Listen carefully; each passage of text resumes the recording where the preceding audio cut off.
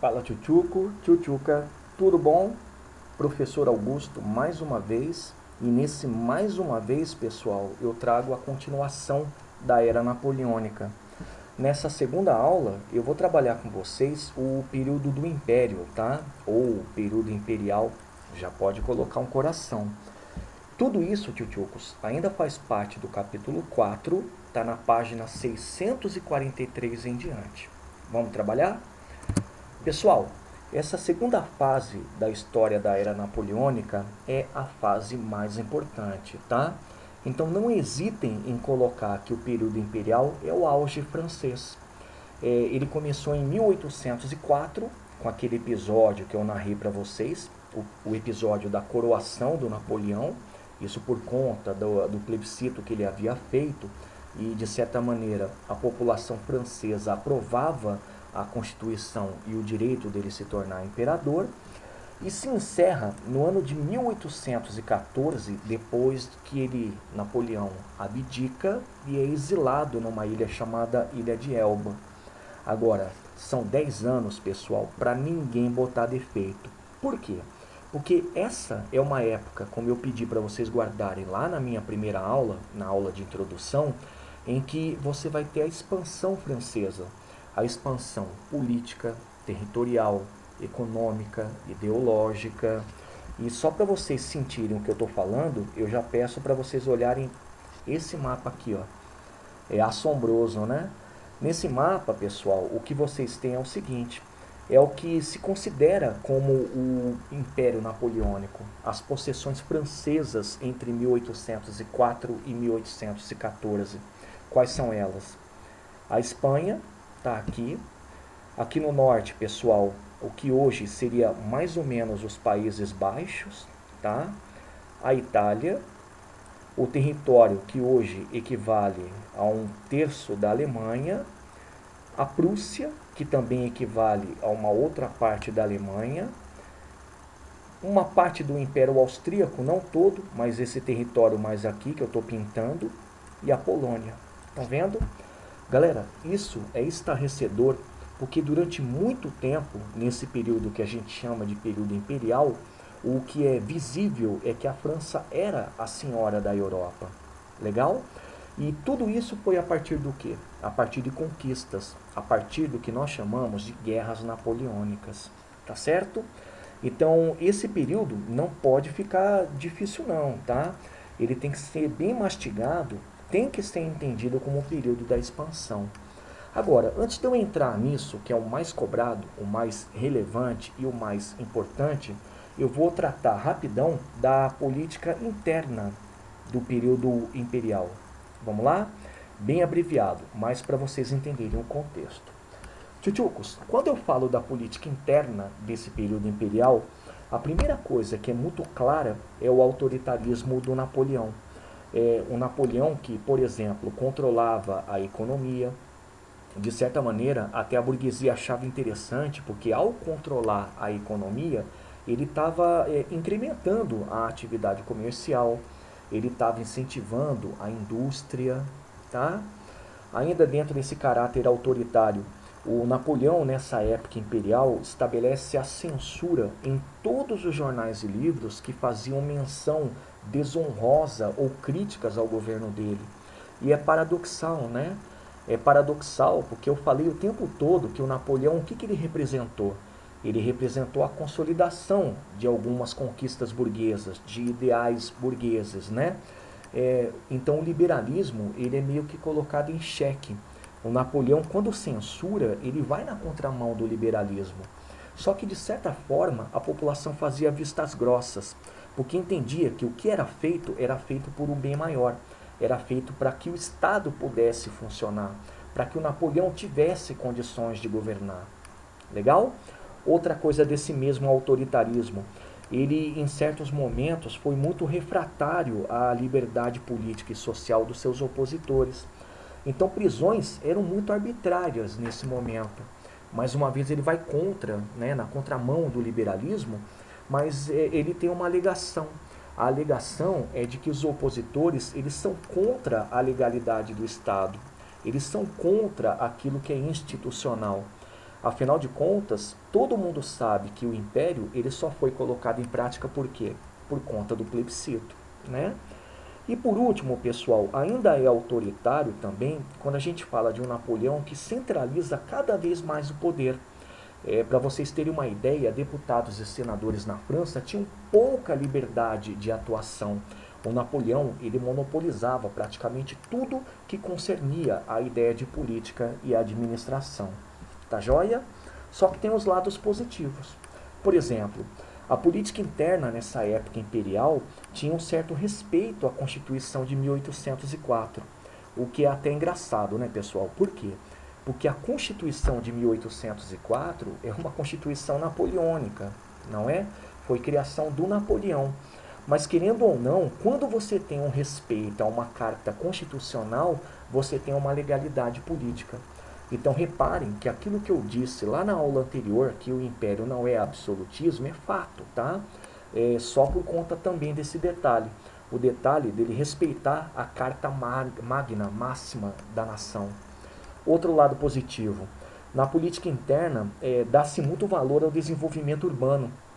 O Napoleão ele tinha muito a característica de embelezar cidades como Paris, de fomentar estradas, de pavimentar outras tantas que existiam no território francês, de melhorar canais, e isso é uma modernização. O que ele faz é a modernização das estruturas urbanas, conferindo à França uma certa cara de nação que se propõe a renovar. O outro lado positivo também, ele durante esse período imperial criou o Código Penal, criou o Código Comercial, e esses dois códigos, eles demonstram também o interesse do Napoleão de melhorar a sua legislação ou a política. Tá legal? Então, quando a gente olha para a política interna, a gente percebe que sim, o Napoleão ele combina o autoritarismo com modernizações, ou ele combina atitudes autoritárias com atitudes que eram de certa forma progressistas. Tá? Então não é de assustar que a população apoiava, principalmente os burgueses, a permanência do Napoleão no poder, porque ele era sinônimo de estabilidade depois de tanto tempo de bagunça por conta da Revolução Francesa. Tá certo? Mas o que nos interessa aqui? O que nos interessa, pessoal, é discutir a política externa. E o que vocês vão guardar quando eu falo de política externa são as guerras expansionistas. Essas guerras expansionistas, eu vou pedir para vocês colocarem um apelido. É chamado de guerras napoleônicas, tá? E foi constante. De 1804 para 5 a 1814, a gente vai ter constantemente conquistas francesas. E lógico, constantemente a França reagindo também aos seus opositores. Tá legal? Agora, por que tudo isso começou? Tchutchucos, o maior motivo dessas guerras expansionistas, você já sabe que tem a ver com o próprio Napoleão. Ele tinha pretensões megalomaníacas, ele tinha pretensões de conquistar territórios dentro da Europa. Só que ele foi instigado, ele foi provocado. A provocação surgiu quando, em 1804 para 1805, a Inglaterra convidou demais países absolutistas que faziam parte das fronteiras francesas para constituir a nova coligação. Essa, no caso, seria a terceira coligação. Agora, por quê? Tchutchucos, primeira coisa a lembrar é que a Inglaterra não era uma nação absoluta, tá? Não era uma nação absolutista. Só que ela entendia que a França, pelo que ela estava passando, pelo que eu tratei com vocês na política interna, estava se tornando uma potência. E isso não era interessante. Afinal de contas, uma potência era uma concorrente. E uma concorrente, com toda certeza, ia sabotar esses planos que a Inglaterra sempre teve de comandar a diplomacia e a economia europeia. Então ela articulou a criação da nova coligação. Ela não era absolutista, mas o que ela fez? Ela reuniu os países absolutistas com um detalhe, sempre advogando a ideia de que a coligação era contra as pretensões napoleônicas de tentar comandar o continente europeu. E deu certo, porque quando foi anunciada a criação da nova coligação, de imediato a Inglaterra começou a bloquear os mares. E o Napoleão teve que fazer o quê? Exato, ele teve que partir para conquistas. Então, nesse momento, vai acontecer o que a gente chama de dicotomia europeia. De um lado, a França, que começa a conquistar territórios, ela se torna a senhora da Europa. E para vocês terem uma ideia, quando eu falo de conquista de territórios, pessoal, nesse espaço de tempo da criação da nova coligação até a queda do Napoleão, o Napoleão já era comandante da Itália, como eu mostrei no mapa para vocês. Inclusive ali na Itália ele colocou parentes para comandar determinadas regiões. O Napoleão já comandava uma parte da Confederação Germânica, que eu mostrei no mapa também. É uma parte da Alemanha, é um terço da Alemanha. O Napoleão ele já estava começando a se aproximar da Espanha, já estava lá forçando a queda do imperador espanhol. O Napoleão já tinha conquistado a Polônia. E uma coisa super interessante que acontece é que conforme essa dilatação do território francês acontecia, a ideologia também. Sabe por quê? Porque por onde o Napoleão passava e conquistava, ele mudava a estrutura política. Ele tirava quem estava no comando, um monarca absoluto, geralmente, e colocava um parente ou um aliado. Tá certo? Nessa dicotomia, do outro lado, a Inglaterra. A Inglaterra, pessoal, desde o período moderno, era praticamente uma potência comercial marítima, né? Então, logicamente, ela se torna uma senhora dos mares. Ela decreta o bloqueio de todo o território marítimo que cerca a Europa e a França, e pedindo que a França pudesse ter acesso a mercados consumidores, acesso também a locais que fornecessem matéria-prima, como as suas colônias. Então é de uma dicotomia complicada. É uma França que se prima por dominar o continente europeu, já encontrando resistências, como eu comentei, a nova coligação, e uma Inglaterra que se torna a grande comandante do fluxo marítimo. O que aconteceu? O Napoleão percebeu que a única maneira de se tornar comandante de todo o território europeu e mares ao mesmo tempo era detonar a Inglaterra. Só que ele sabia que ele não tinha condições de desembarcar na Grã-Bretanha, né, na Inglaterra. Então ele se utilizou de uma coisa que é no mínimo interessante, e vocês já podem circular e lembrar, é o bloqueio continental. Meninos, meninas, primeiro, o bloqueio continental é um bloqueio econômico, tá? É uma tática muito similar à tática que a Inglaterra estava fazendo. Só que enquanto a Inglaterra bloqueava os mares, o Napoleão ele bloqueia a Europa. O que ele faz? Ele proíbe todos os países europeus de negociar com a Inglaterra. E uma coisa muito complicada, sabe por quê? Porque se a Inglaterra ela não pode negociar com a Europa e vice-versa, algum país vai ter que assumir a função que a Inglaterra tinha. A função de influência, a função de diplomática, a função de credora, de compradora de produtos, de vendedores de produtos. E isso a França não tinha muito como oferecer. Então é notório que muitos países romperam com o bloqueio continental, sim. Senão as claras faziam isso por debaixo dos panos. Por quê? Porque além de estarem ligados à Inglaterra, eles tinham que continuar negociando com esse país. Afinal de contas, a Inglaterra vendia produtos muito baratos e comprava também alguns produtos ou matérias-primas de países europeus. Tá legal? Qual que era a jogada? A jogada do Napoleão, pessoal, era sufocar a economia inglesa. Sabendo disso tudo, sabendo que a Inglaterra dependia do comércio europeu, ele propôs esse bloqueio continental. Uma coisa engraçadíssima. Quando ele propôs o bloqueio continental, algumas reações aconteceram. A primeira reação, pessoal, foi a reação da Espanha. A Espanha ela começou a romper com o bloqueio continental, foi invadida, e imediatamente a invasão, o povo espanhol começou a praticar guerrilhas nacionalistas e dava um trabalhão para a França. Porque combater guerrilhas, pessoal, é combater aquele exército que não é efetivo. É um cidadão comum que pega em armas, é o ataque feito de forma às escondidas, na calada da noite.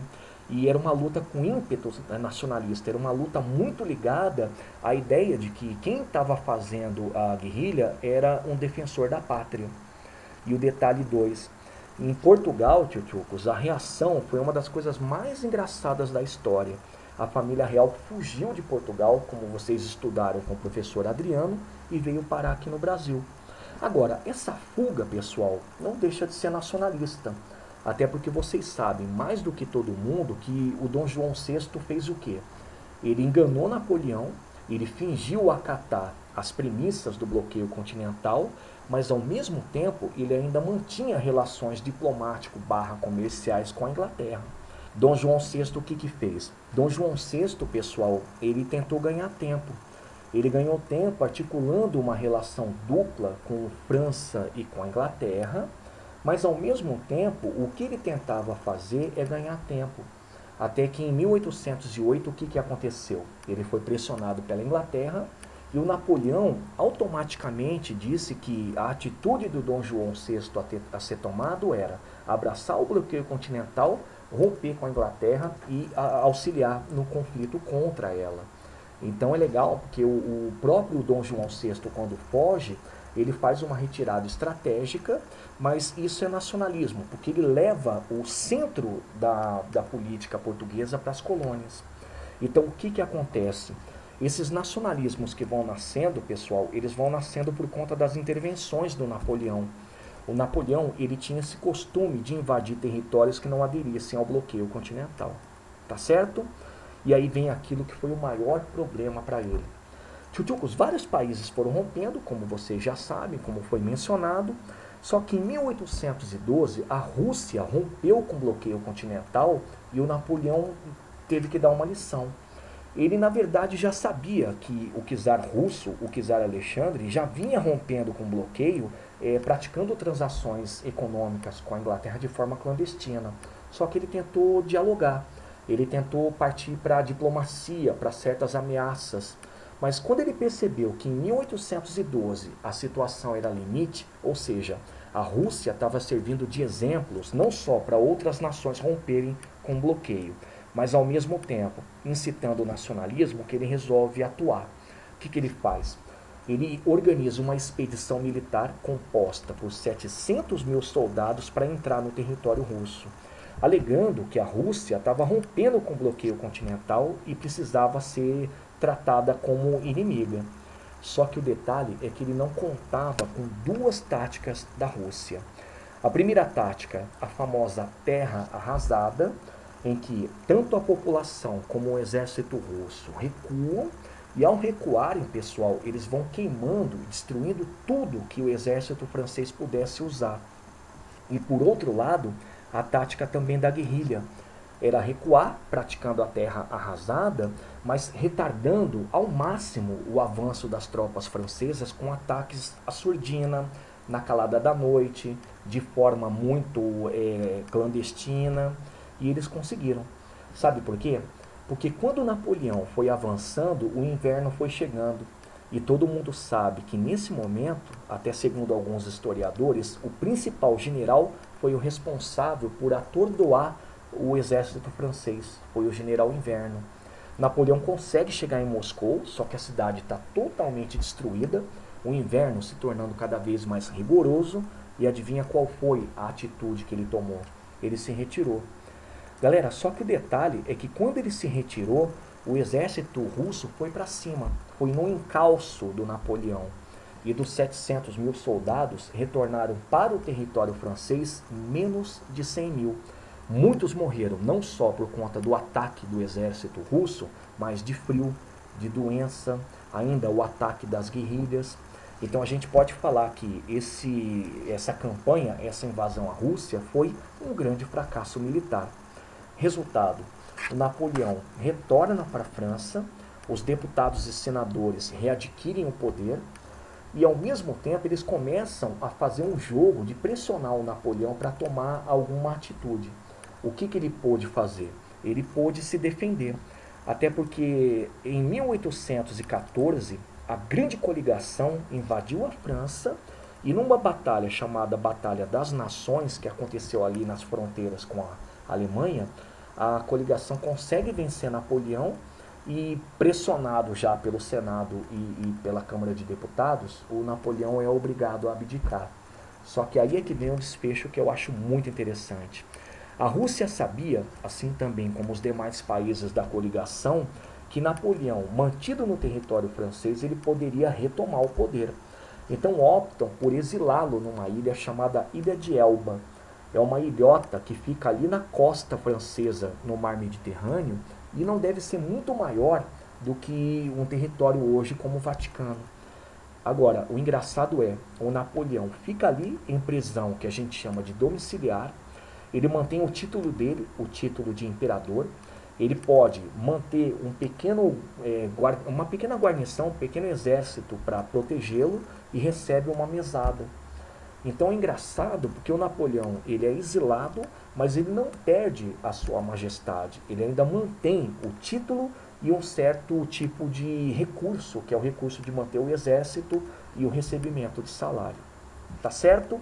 Então tá aí, pessoal, 1814, o triste fim do Policarpo Quaresma, período imperial, é o exílio de Napoleão. Tá certo? Tchutchucos, conteúdo dado, minhas indicações para vocês. Leiam sobre esse assunto lá na apostila, na página que eu especifiquei no começo da aula, e em seguida, vá lá para os exercícios complementares na página 651 e resolva as questões 1 e 3. Legal? Feito isso, vá para a parte de habilidades na página 650 e resolva aos exercícios 2 e 3. Certo? Tchutchucos, qualquer problema, leiam o assunto, resolvam com calma os exercícios que vocês puderem resolver e, caso não consigam, me procurem no Google Classroom. Tá certo? Então, forte abraço e até a próxima.